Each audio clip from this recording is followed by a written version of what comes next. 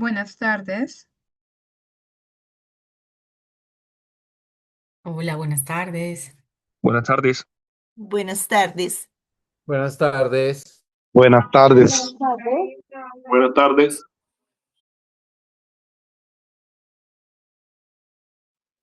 Buenas tardes.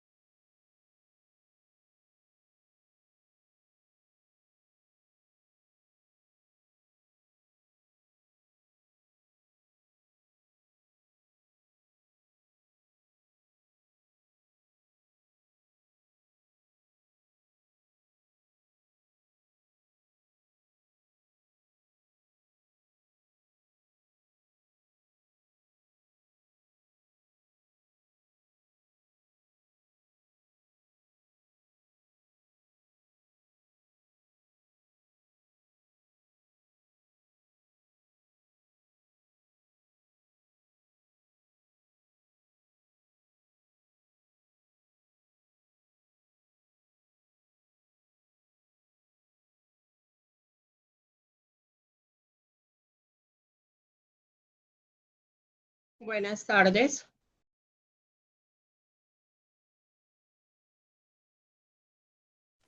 Buenas tardes.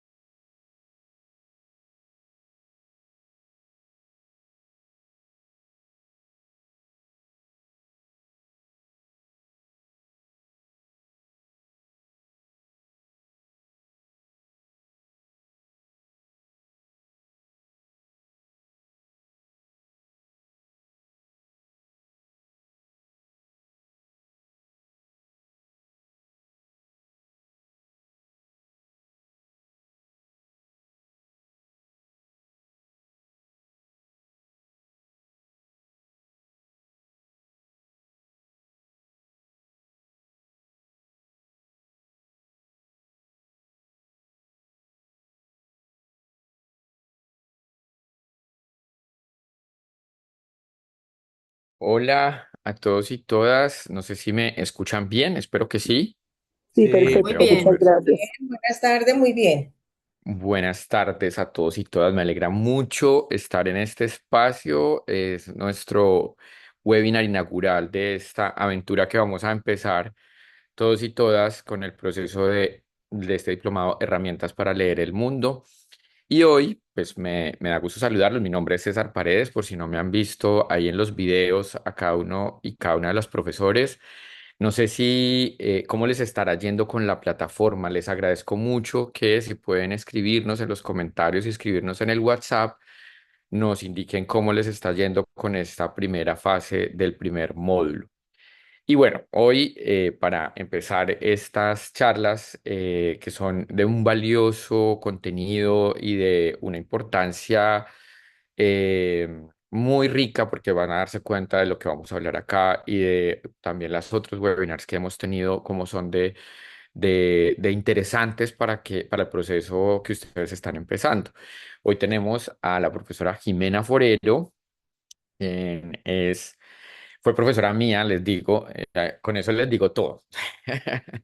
Fue una profesora que además marcó mucho mi proceso académico cuando estaba en la universidad, porque Jimena fue la directora de mi tesis de periodismo en la Universidad de Antioquia. Entonces les cuento que ella es comunicadora social, periodista, magíster en comunicaciones y es doctora. Ya nos va a contar un poquito más de su trabajo doctoral. Actualmente es profesora titular de la Facultad de Comunicaciones y Filología de la Universidad de Antioquia. Coordina el laboratorio de periodismo de la URBE, que también vamos a hablar. Ella es la directora de ese gran medio periodístico universitario que nos acerca un poco a esta experiencia de combinar el periodismo con la educación, de qué se trata, cómo la pedagogía para estos proyectos, cómo debe ser esa pedagogía, cómo nos aproximamos a la enseñanza del periodismo y cómo podemos utilizar estas herramientas del periodismo en el aula. Y por eso quiero arrancar, profe Jimena, además de que te presentes y nos cuentes un poco cuál ha sido esa trayectoria, que nos cuentes eso, por qué el periodismo sirve para enseñar a leer el mundo y qué dirías al respecto si tuvieras que decirlo en una frase no muy larga. Pues eso es difícil resumirlo en una frase. Hola, buenas noches, espero que estén muy bien. Yo creo que el periodismo es un método. El periodismo es un método de investigación que nos ayuda con un pensamiento crítico y con el uso del lenguaje precisamente para entender el mundo. Esa sería la frase si me La pides frase. síntesis. Sí, sí, Bueno, sí. y desde tu experiencia, eso, ¿cómo entendiste que ser estudiante, ser periodista, ser profesor están conectados? ¿Cómo son esos trasvases de el periodismo y la educación y cómo lo has vivido en tu propia experiencia?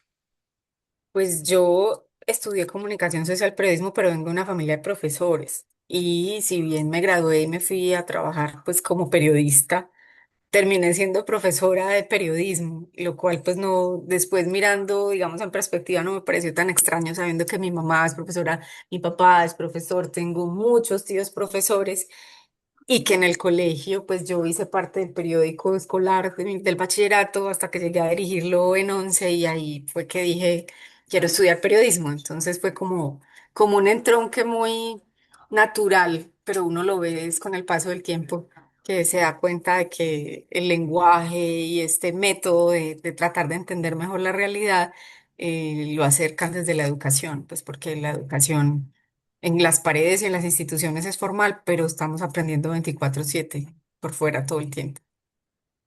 Sí, bueno, ¿y de qué manera esta experiencia, yo recuerdo cuando llegaste a la Universidad de Antioquia, venías del tiempo de hacer un trabajo, no estoy seguro si fue en la revista Carrusel, tal vez, o en bueno, algún proyecto del periódico El Tiempo, y esa experiencia periodística, ¿de qué te sirvió para la enseñanza? Y ahorita hacemos la pregunta al revés también. Pues yo empecé como periodista de las revistas de Casa Editorial El Tiempo en el 98. Estamos hablando de 1000 años atrás, pero coincidencialmente en el 2000 más o menos empecé a ser profesora de asuntos que tenían que ver con el periodismo. Entonces yo enseñaba argumentación, enseñaba reportería, crónica, formas como de, en ese momento eran como materias de contexto, pero también servían pues para acercarse a esas realidades y a través de la información y del lenguaje leer el mundo, que es un poco lo que estamos hablando aquí. Entonces ahí se empezaron como a conectar. Y ya cuando salgo del tiempo, llego a la universidad y vuelvo directamente al pregrado de periodismo. Entonces se da como el círculo completico.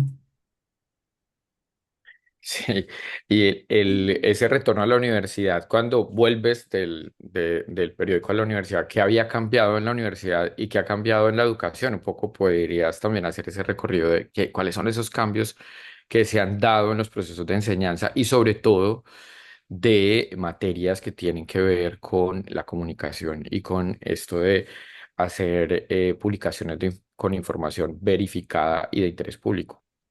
Pues ha cambiado todo. O sea, cuando yo estudié comunicación social periodismo. Y cuando volví, ya ese pregrado no existía, sino en regiones. Y en Medellín se había dividido el pregrado y se ofrecían periodismo, comunicación audiovisual y comunicaciones, que era como el área pues de las organizaciones, comunicación para el cambio y estas cosas. Entonces, pues yo siempre estuve concentrada en periodismo, siempre fue lo que más me gustó. Entonces me pareció maravilloso que tuviera pues la posibilidad de estar en un pregrado con ese énfasis, aunque reconozco obviamente que aprendí mucho en los otros énfasis, pero lo que más me gustaba era el periodismo. Y entonces enseñaba a partir de laboratorio, así como en medicina tienen sus rotaciones y hacen sus prácticas.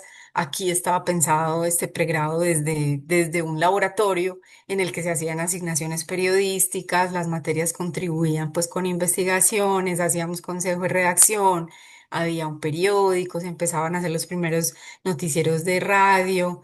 En periodismo, pues, porque yo en comunicación social periodismo también lo había tenido, pero ya había pasado el 2000, empezaba la época de la digitalidad y esa pregunta por la convergencia, por los nuevos lenguajes, por el uso de Internet, por el consumo de información abierta, después vienen las redes sociales. Entonces creo que todos los que nos dedicamos a la educación sabemos que esto ha cambiado mucho desde la magistralidad hasta el hagamos juntos y aprendamos juntos en una mirada un poco más horizontal e interactiva de la educación. Sí, justo en este momento yo estoy en un escenario de discusión sobre la alfabetización mediática e informacional aquí en donde me encuentro. Y las preocupaciones hoy son otras respecto de, no sé, tal vez esos procesos de comunicación en los años 80 cuando nació como esta disciplina y Kaplun hablaba y Freire hablaba de llevar los medios a las aulas. Hoy la preocupación es qué pasa con los algoritmos y de qué manera esto está influyendo en los salones de clase y cómo están también capturando la atención de los estudiantes. ¿Cómo lo experimentas tú como docente y qué has hecho para tratar de superar un poco, si ya vamos entrando en materia, para empezar a ver los ejemplos de lo que tú haces, para tratar de superar esos problemas que generan las tecnologías de la información y los dispositivos en el aula de clases? Esa democratización de la información que nos trajeron las redes sociales, que cada quien publica lo que quiere y cuando quiere en tiempo real, un poco nos lleva a todo este rollo de la desinformación y de que todo lo que circula no necesariamente es cierto. De hecho, tenemos una infodemia, una pandemia de desinformación. Y mucha gente hablan inclusive de infoxicación, porque consumen excesos de información que no asimilan. Entonces yo creo que este trabajo de nosotros a través del periodismo nos ayuda a curar información, nos ayuda a desarrollar el pensamiento crítico, a mostrar las distintas versiones que puede tener la realidad, nos permite investigar, ir al fondo de los asuntos, mostrarles a los chicos y a las chicas que es que la realidad no es blanco y negro, sino que está llena de matices. Y es ahí donde esas conversaciones, porque esto se hace en grupos, se hace en equipos, desde un consejo de redacción hasta los procesos de edición que van depurando la verificación, eso creo que son herramientas fundamentales para este momento de la sociedad de la información y el conocimiento. Sí, yo de alguna manera yo considero que las herramientas del periodismo no son únicamente para los estudiantes que quieren aprender comunicación o desempeñarse en esa área. Estoy seguro que todas las áreas del conocimiento podrían aplicar herramientas del periodismo para aprender a investigar, para recolectar información, pero también aprender habilidades de transmisión de ese conocimiento y divulgación del conocimiento más allá de la disciplina.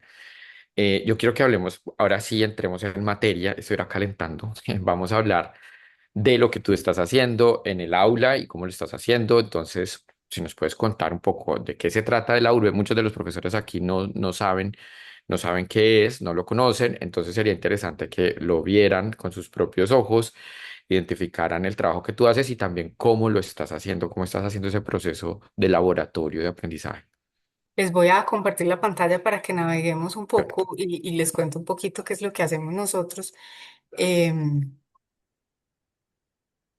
Denme un segundo, no la veo.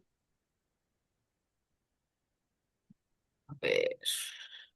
Bueno, mientras la profe encuentra les recuerdo a los profes que pueden dejarnos comentarios, hacernos preguntas y también si tienen alguna duda sobre lo que está pasando con la plataforma, con el desarrollo y el desempeño de estas primeras semanas, pues nos las pueden consignar allí. Y también ahorita al final de la charla vamos a tener un espacio de preguntas y respuestas con la profesora Jimena para que vayan preparando sus preguntas. Bueno, no sé si ahí lo alcanzan a ver, creería yo que sí. Esta es la página web que digamos es un portal donde se reúne lo demás, pero nosotros arrancamos por un periódico. Aquí abajito pueden ver ustedes las ediciones del periódico. El periódico nació en 1999, o sea, tenemos que 27 años ya vamos a cumplir. Nació como laboratorio de comunicación social periodismo, pero muy rápidamente surge el pregrado de periodismo y adopta este laboratorio. Entonces el periódico sigue siendo la joya de la corona, donde todos y todas quieren publicar, a pesar de que sean chicos y chicas de redes que pues difícilmente es, digamos, con una nostalgia que tienen ahí, como para mostrarle a la mamá, al papá que publicaron. Entonces, el periódico es el componente, como les digo, vintage, pero gran parte de esto se mueve. Ustedes ven aquí la banderita en la parte de arriba con las secciones, las redes sociales aquí a la derecha. Y entonces todo esto parte, ven ustedes ahí una imagen en el fondo de un consejo de redacción. Nos reunimos con ellos, conversamos con ellas, proponemos temas, enfocamos los temas por aquí sí, por aquí ya, ya, sugerimos fuentes, géneros, lenguajes y le vamos dando forma como a esa artesanía que es cada uno de estos productos, que por ejemplo, metámonos a especiales y les voy a mostrar. Bueno, tenemos el periódico, tenemos un podcast semanal, tenemos también pues el newsletter que es cada mes que contamos lo que hicimos.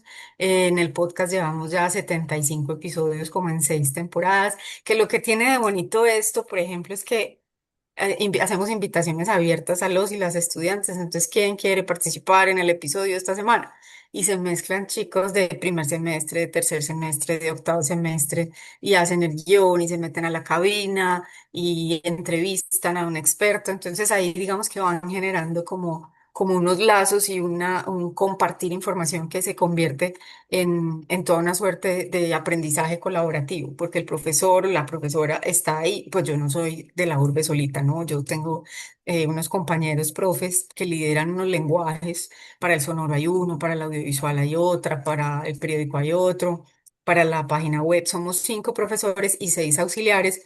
11 personas que estamos acompañando a los demás estudiantes y entonces pues nos organizamos para nutrir como todas estas puertas y estas venitas periodísticas que tiene el laboratorio. Les decía yo pues que íbamos a los especiales para que vean un poquito en qué consiste esto.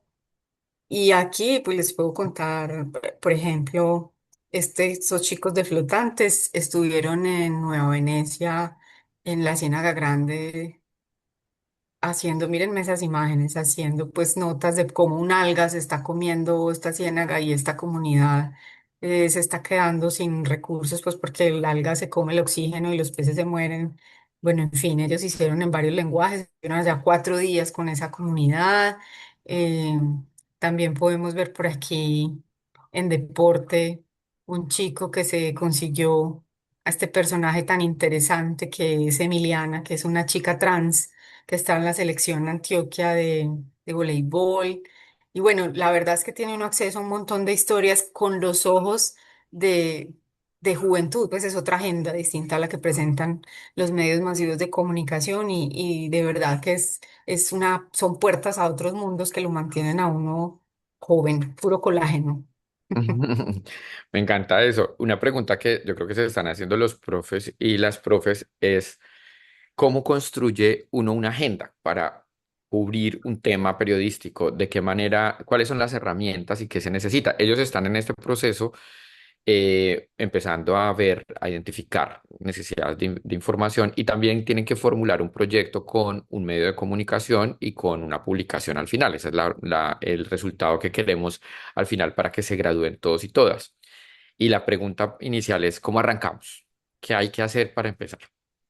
Nuestro punto de partida suele ser el consejo de redacción, que nos parece fundamental y de hecho es un espacio, como su nombre lo dice, consejo, es un grupo que se reúne, nosotros lo hacemos de manera libre, abierta, híbrida, cada 15 días y en ese consejo las personas que llegan comparten propuestas de temas. Entonces, por ejemplo, yo conocí a tal personaje y me gustaría hacer una entrevista o hacer un perfil, u otra persona dice está, por ejemplo, este tema, hace poco, el año pasado fue ¿cómo se llama esto? Lo de Oriente, que estaban votando el área metropolitana del Valle de San Nicolás, por aquí cerquita, entonces eso, ¿a quién le interesa? ¿Por qué? O sea, son como temas que están ahí, que proponen y entre todos decimos, bueno, pero este deberías enfocarlo por aquí, en este las fuentes deberían ser tales.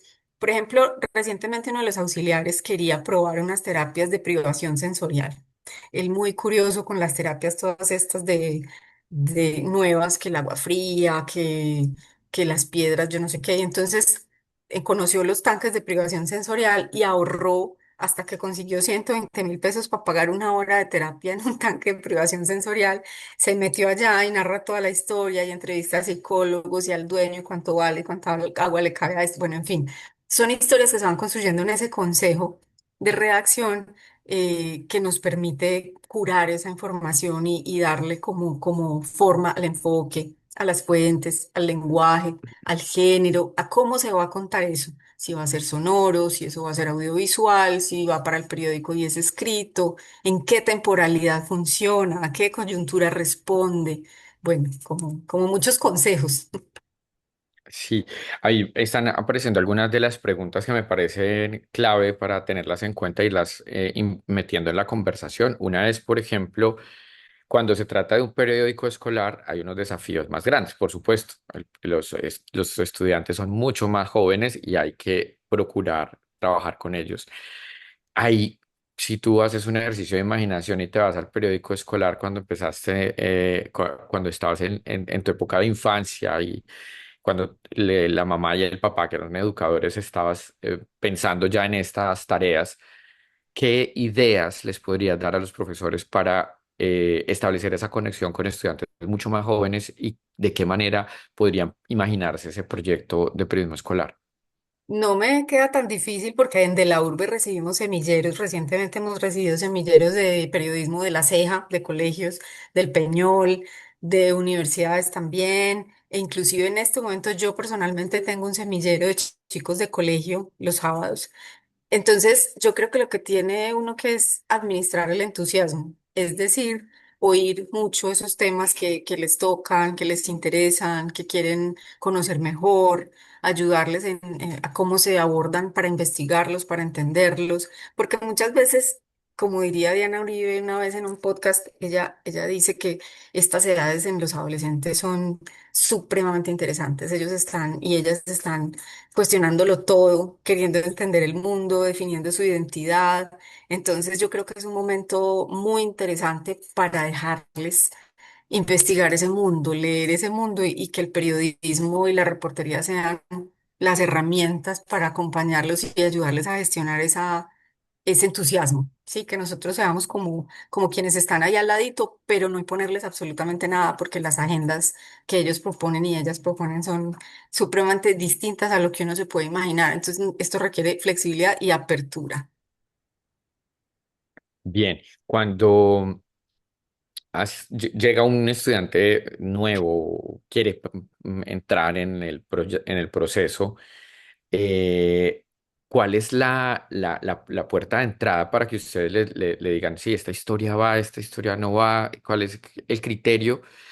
Y no sé si puedes contar una historia de una participación de un estudiante en una investigación o en un trabajo de estos y qué pasó con su proceso de aprendizaje.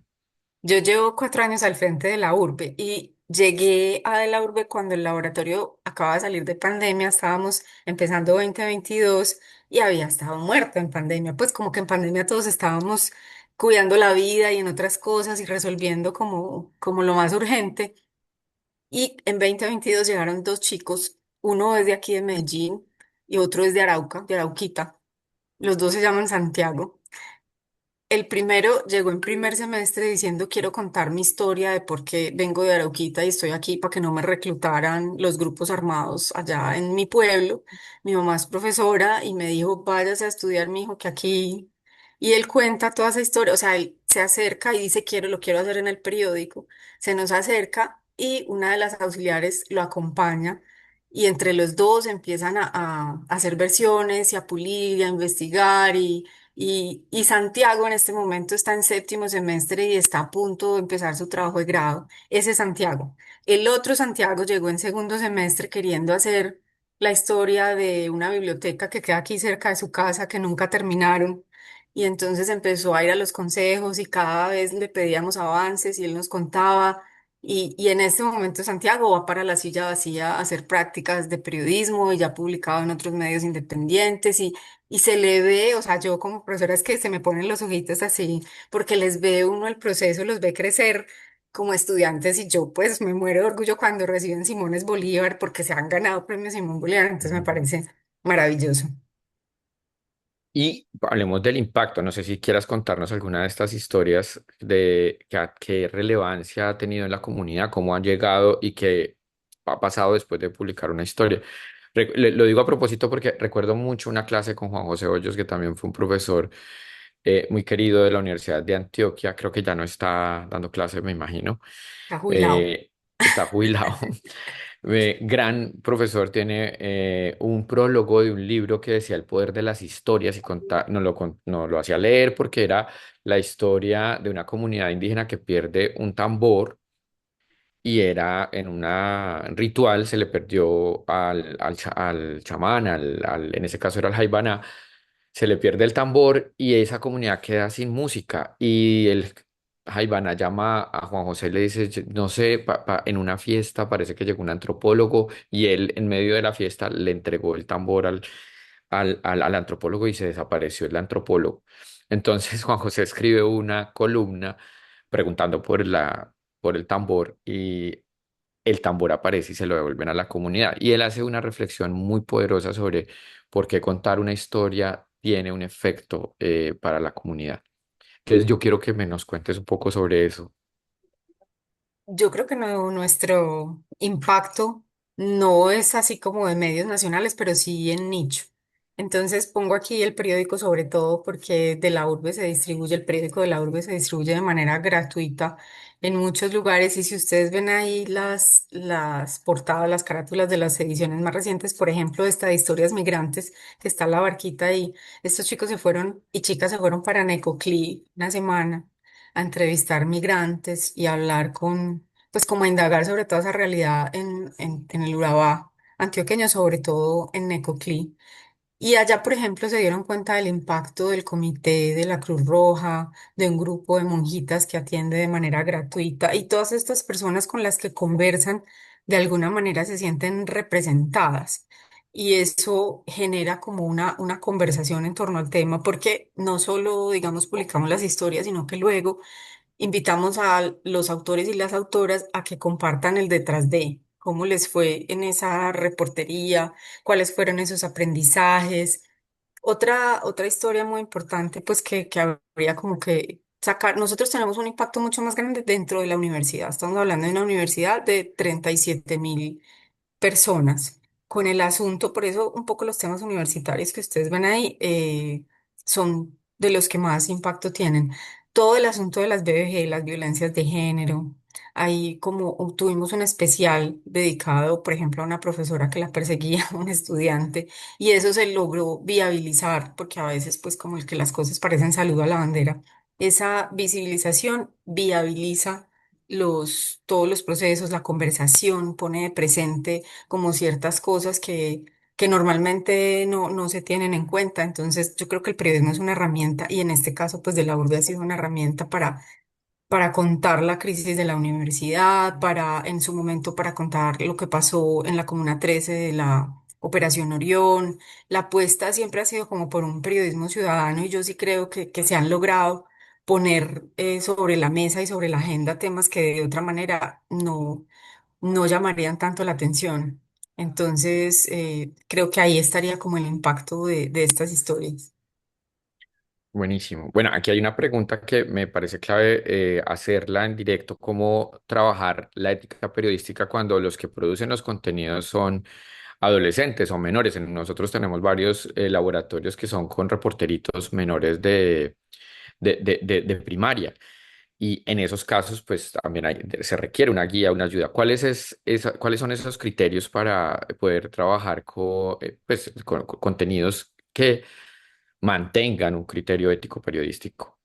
El asunto de las fuentes es fundamental, o sea, no se trata de coger información de cualquier fuente, sino que sean fuentes confiables, quién lo dijo, dónde lo dijo, en qué contexto. El pensamiento crítico, el desarrollar ese pensamiento crítico es fundamental, por eso la verificación de los datos. Yo desde primer semestre, que a mí me encanta dar clase en primer semestre porque llegan así como en esos ojitos de novedad desde el primer semestre y pues más chiquitos también, porque yo también doy talleres en colegios hacerles énfasis en el hecho, en el dato, en el número, no juicios, sino datos, porque pues la realidad es de mucha interpretación, en cambio el dato es algo que es incontrovertible. Pues yo no digo que una señora es muy alta o muy vieja, sino que digo tiene tantos años, mide tanto y ya con eso pues digamos que estoy siendo como más fiel a la verdad, el contraste de fuentes porque si consultas dos fuentes, pues a eso le falta mucha más información. Ojalá, entre más contraste de fuentes, pues más completica será la historia. Entonces, como hacerles énfasis en este tipo de cosas, también en esas informaciones que pueden dañar a alguien, eso hay que medirlo muy bien, porque pues no se trata de exponer a las personas o por ejemplo, cuando dicen no quiero dar mi nombre, entonces eso también hay que respetarlo. Hay en la conversación y en esa construcción, en ese acompañamiento y en el proceso de edición, se van dando, digamos, estos temas. Ahora tenemos una chica, va a salir en la próxima edición una historia tremenda de una chica de Cali que estuvo embarazada y perdió a su bebé a los poquitos días de nacida y ella seguía lactando, lactando y entonces creó un banco de leche y empezó a donar su leche de su hija muerta a un montón de niños de un hospital, niños que estaban en incubadoras y bueno, y para ella ese era el propósito como de toda esa leche que ya no iba a utilizar, que por lo menos otras personas la utilizaran, pero cómo exponer esta historia, contar esta historia sin que ella, o sea, yo estaba ahí cuando la estudiante le estaba leyendo la historia a la protagonista y eso también hace parte de esa sensibilidad, de esa humanidad, pues no ir a faltar a la verdad, no publicar algo que esa otra persona no quiera o no esté de acuerdo. Hay que tener una sensibilidad muy particular, porque como decía Kapuscinski, para ser buen periodista hay que ser buena persona. Sí, los cínicos no sirven para este oficio. Lo titulo. Me parece bello ese encuentro con lo humano detrás del periodismo, porque estamos en tiempos donde ya hay inteligencias artificiales que están haciendo el trabajo por nosotros, donde se encuentran cosas pues, investigadas o esto, pero no hay un humano detrás. Y yo creo que esto que estás diciendo, que es lo que nutre nuestra experiencia como comunidad comunitaria y nos pone en conversación con lo que estamos haciendo, es clave para lo que decía, preguntar al profesor sobre la ética. Bueno, yo creo que vamos a pensar en estos escenarios donde los profesores están. Muchos no tienen, acaba un profesor de decir que se le fue la energía, muchos no tienen suficientes condiciones de infraestructura. A nosotros nos ha tocado profesores que tienen que ver la página y y, y, y- y, pues está, y entre otros problemas, hay otros problemas de riesgo en Arauca. Yo me pregunto, Jimena, y no sé si es tu preocupación también, ¿cómo pensamos esos medios en esas regiones y cómo se puede contribuir y de qué manera hoy están las oportunidades dadas, pero también están estos obstáculos?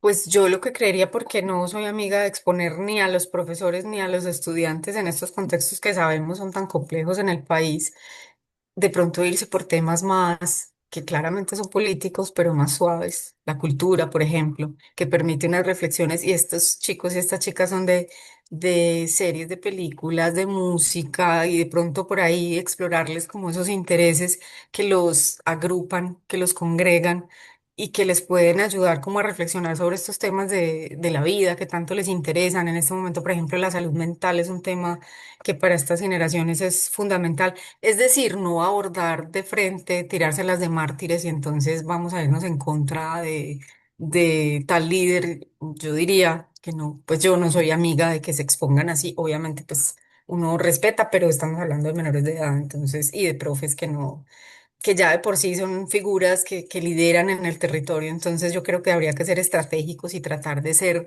como un poco hizo, yo no sé si de pronto conoces a Nicole, la chica que maneja las redes de la Liga contra el Silencio. Nicole alguna vez puso una receta de maquillaje en las redes y a través de la receta de maquillaje contaba cosas más fuertes para que el algoritmo no la censurara. Y otra vez hizo arepas en un reel y iba contando cosas. Es decir, o sea, uno puede encontrar las formas, ser muy creativo sin irse de frente y convertirse pues en un blanco para estas personas, incomodándolas. De pronto puede hacerlo. Hay cosas de la vida cotidiana, hay un montón de historias hermosas que ayudan a pensar y no, no son tan arriesgadas, diría yo. ¿Y qué es eso mínimo para arrancar el medio? ¿Qué es lo, lo, lo, lo, lo necesario? Las ganas en este momento de abrir una cuenta en redes. Por ejemplo, hace un tiempo nos visitó allá en de la urbe una profe de biología que estaba trabajando con unas chicas y querían montar redes para su... Nadie les estaba pidiendo nada, no estaban en un diploma de la FLIT, nada. La profesora y las chicas querían empezar a producir contenidos para el colegio y estaban cubriendo lo que pasaba en el colegio. Entonces, que la Feria de la Ciencia, que el día del yo no sé qué, y querían entender cómo funcionaba esa producción de contenidos. Entonces, por un lado, la investigación y conseguir las historias y producir las historias, y por el otro lado, lo decías vos ahorita, cómo contarlas de maneras divertidas, creativas, novedosas. Esto tiene un componente muy interesante porque entonces está lo científico, toda esta investigación. Y lo creativo, que es la parte de ya cómo llevo esto a las demás personas. Entonces, las ganas, yo pienso que en este momento solo con las redes sociales y abrir una cuenta y la constancia, ahí ya tenemos, no necesitamos imprimir el periódico, no necesitamos equipos para la emisora. Es mucho, en región, mucha gente tiene un grupo de WhatsApp, tiene un grupo en Facebook, o sea, los medios están ahí y gratuitos. Conozco mucho un caso de un profesor que ha sido muy cercano a este proceso, que tiene un medio en una vereda a 5 horas de Puerto Carreño, en la zona selvática, donde además el problema de problemas de conectividad, el problema de la energía es un tema. Y hace un podcast precioso que se llama El Tesoro de la Esmeralda, que se ha vuelto de discusión pública en el departamento, no solamente en el municipio, y ha sido como un referente de cómo se pueden hacer cosas con unos niños de 7 y 10 años que están en la primaria. Me parece que lo que estás diciendo abre un montón de posibilidades. ¿Cuál sería ese primer ejercicio para el aula de clase para arrancar? Yo tengo un hijo de 16 y una hija de 18 y lo he visto en ellos, que los profesores los ponen a hacer fanzines, los ponen a hacer otro tipo de productos en los que investigan y publican. Yo creo que en una clase se puede hacer un piloto de ese tipo de cosas y cuando uno los involucra y los pone a pensar y los pone a discutir en grupo, ahí pueden salir cosas maravillosas. Entonces puede ser un proyecto de 6 meses, de un año o puede ser de una clase, de una unidad. Eso depende del alcance que le quieran dar los profes y las profes. Otra cosa que me parece clave preguntar es que importancia tiene contar lo positivo, ¿no? Uno está saturado de información negativa y hay en muchos casos desinformación. Aquí estamos explorando, de hecho, a través del periodismo como una fórmula para contrarrestar la desinformación es aprender a hacer información verificada. Pero qué importancia tiene en la agenda tener en cuenta eso, esos personajes que son positivos, poderosos dentro de la comunidad, eh, también, y tener en cuenta también que hay que cubrir lo que tiene interés público, que es lo negativo, y muchas veces pues la veeduría nos enfrenta a los problemas de la corrupción diaria. Pues yo diría que las historias, el ser humano siempre querrá historias y buenas historias están por todas partes. Lo que se necesita es como el olfato para encontrarlas y para escudriñarlas y contarlas bien. Esas personas que son líderes, o sea, hacer perfiles de personas o crónicas de alguna experiencia, de algún viaje, eso puede tener mucho potencial y yo no me iría, insisto, pues en territorios más complejos que tienen este país y sabemos que las personas en región están mucho más expuestas, no me iría de frente, sino de manera estratégica, buscando esas historias interesantes, potentes, poderosas, que tangencialmente pueden dejar pensando como un montón de ideas para después, como ahí les dejo la inquietud, podría ser muy interesante. ¿De qué manera entra también la tecnología en este proceso? ¿Cómo la incorporamos al proceso? Yo creo que es natural con la comunicación el uso de la tecnología, pero digo, en este momento, ¿cómo lo incorporamos para que sea un proceso de educación y no terminemos haciéndole el favor al algoritmo, entregando nuestros datos y enganchados o adictos a una red social? Inclusive recuerdo una compañerita del pregrado que trabajaba en Mutante ya egresada, no sé si la conoces, Mariana White. Mariana hablaba de hackear el algoritmo haciendo cosas a través de comunidades de WhatsApp. Eso lo hacía Mutante, lo hace todavía Mutante, justamente porque en redes sociales a veces los filtros burbuja, los agujeros de conejo, este tipo de que nos muestran siempre lo mismo y nos encierran como en ese tipo de información, no nos permite ver de manera crítica otras cosas. Yo creo que la tecnología hay que usarla de manera inteligente y estos pelados y estas peladas de ahora hacen magia con los celulares, o sea, casi que nacen editando video, audio, de todo.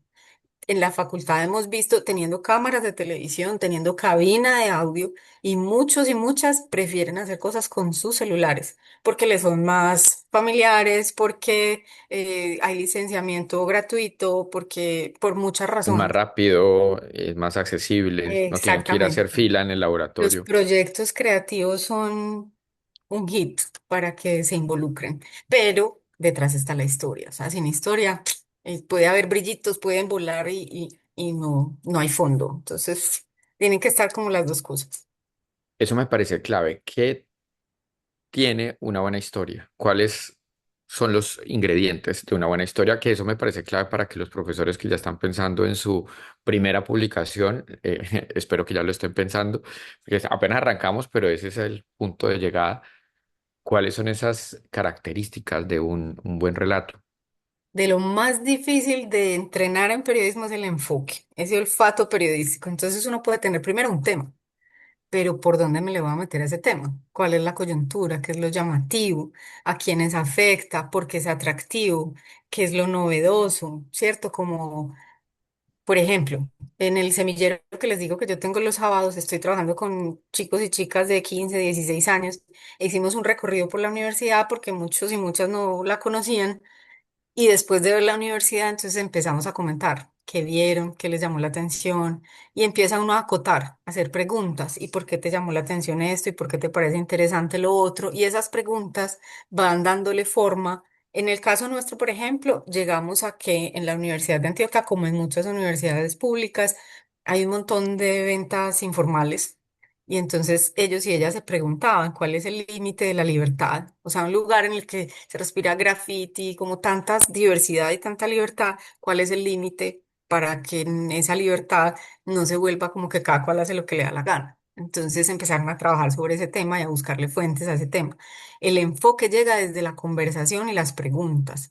Entonces, hacerse muchas preguntas, ¿a quién le afecta esto? ¿Por qué es importante este tema? Si eso lo han dicho ya y no es muy común, ¿cuál es la novedad y lo atractivo que tiene esto? ¿Por qué sirve? ¿Por qué es importante? Claro, en algún momento tuvimos en una de nuestras clases a un profesor que quería hacer un proyecto de periodismo que cubriera necesidades espirituales y religiosas. Y a mí de entrada me pareció que eso puede ser, pero requiere enfoque. No sé si a ustedes como profesores también les pasa que llegan estudiantes con unas ganas de hacer algo para hacer proselitismo de lo que creen. ¿En qué momento eso se convierte? ¿Cómo puedes convertir eso, ese impulso, esa necesidad en un producto periodístico que les pueda enganchar, interesar? Eso pasa todo el tiempo. De hecho, es así como llegan los temas, por cosas personales, por defender sus cosas personales a través de la pregunta. ¿Por qué piensas eso? ¿Por qué es importante? ¿Cuál será la contraparte de eso que tú estás pensando? Eh, ¿Con quién podemos hablar para que nos explique este tema? Si lo publicas, ¿cómo lo publicarías? O sea, preguntas, preguntas todo el tiempo. El consejo de redacción es clave. Y ya luego del consejo de redacción y definir un enfoque inicial, en el proceso de edición, las cosas pueden ir cambiando según lo que vayan diciendo las fuentes, según lo que se va encontrando. Buenísimo. Bueno, vamos a empezar el proceso de preguntar directamente. Los profesores nos van a hacer preguntas, pero los animamos a que quienes ya han dejado y consignado sus preguntas aquí, a quienes no les hemos respondido, enciendan la cámara, nos saluden y hagan la pregunta brevemente para que demos espacio a otras preguntas. Entonces, por favor, profesores, anímense, enciendan la cámara y lancen su pregunta para que la profesora Jimena nos conteste.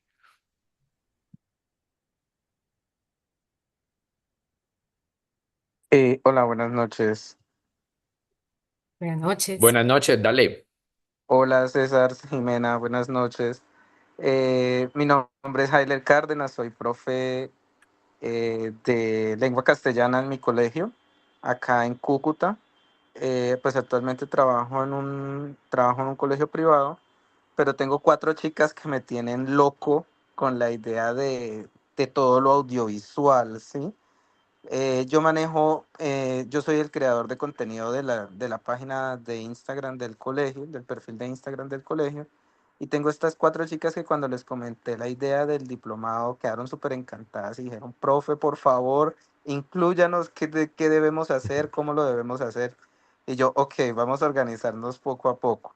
Entonces ellas me decían, profe, ¿cómo iniciamos? ¿Qué vamos a hacer? Y de una vez me crearon el grupo de WhatsApp y me metieron y profe, y así se va a llamar el medio de comunicación y todo, ¿sí? Pero entonces ellas me decían, profe, ¿cómo iniciamos? Y yo, bueno, deja como que me instruya más en el tema.